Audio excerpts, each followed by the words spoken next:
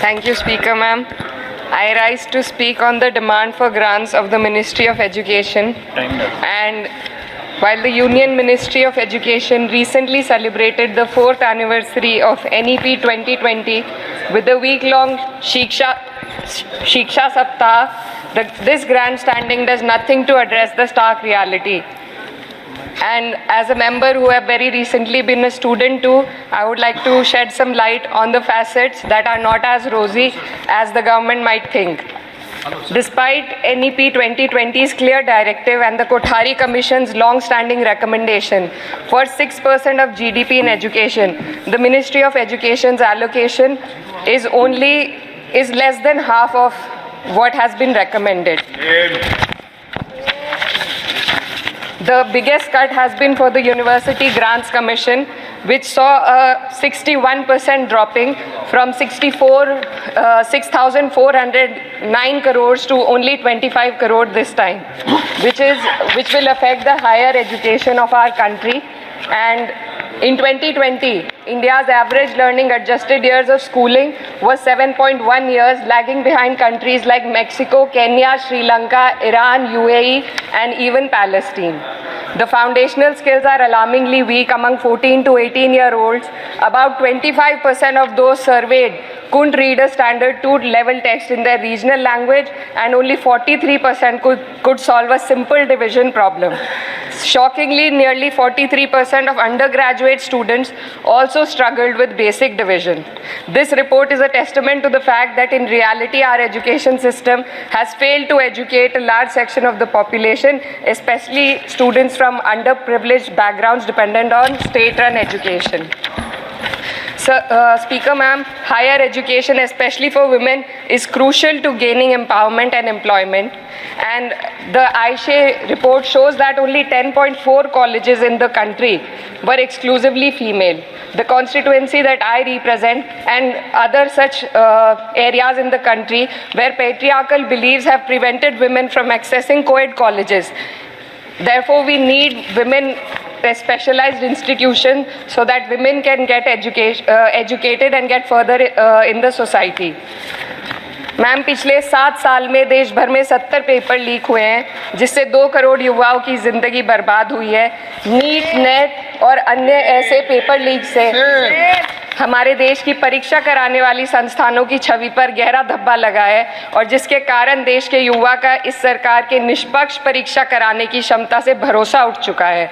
इसी के संदर्भ में NCRB की जो स्टूडेंट सुसाइड रेट है वो 7.6 हो गई है, ऐसा 2022 की रिपोर्ट में बताया गया था। Ma'am, similarly, the situation is for the NET and DU LLB entrance examination. The abrupt cancellation and the mismanagement of the NTA is a crucial issue that the government needs to look into. Ma'am, I would also like to bring to your attention the discrimination against minorities in this budget allocation, especially in the case of closure of the Maulana Azad Foundation. Despite the Prime Minister's vision of minorities progressing with Quran in one hand and computer in the other, this undermines efforts to boost educational opportunities. What we also need in today's time is quality STEM education, as outlined by India's National Education Policy 2020, and it is crucial for fostering critical thinking and preparing our youth for 21st century challenges. But ma'am, only 18.4% schools have functional computer labs, and there's a significant gender gap in STEM enrollment, with only 28% of females compared to 36% males. While the government now promotes Digital India, it would do well to take a leaf from the Samajwadi Party's government under Akhilesh Yadav ji, which began distributing free laptops to class 12 students in 2012, effectively combating computer illiteracy and bridging digital divide in rural Uttar Pradesh. Educational freedom index में भारत की स्थिति काफ़ी हद तक खराब है, हमें निचले 30% देशों में रखा गया है. The intertwining of political agendas with Indian higher education has worsened under the current government. Key historical and scientific facts are being erased from textbooks to advance a certain kind of narrative. Mughal history is continuously distorted and erased, but notably, Darwin's theory was removed from the class 9 and 10 syllabuses by the 21-22 academic year. and the topic of evolution was completely excised from school textbooks. This distortion of educational content undermines academic integrity and damages India's educational ethos.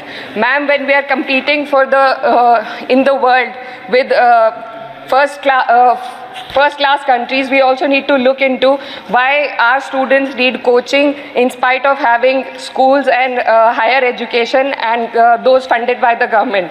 The incident of 3 students dying in UPSC coaching has once again exposed the harsh reality, just a minute man, and plight of a significant segment of our population.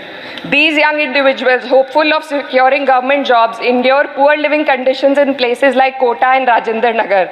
This situation calls for a deeper reflection on the shortcomings of our outdated education system. The coaching industry in India has become a critical part of the educational landscape due to the failures of the traditional schooling system. The national education policy fails to address why students rely on coaching in the first place.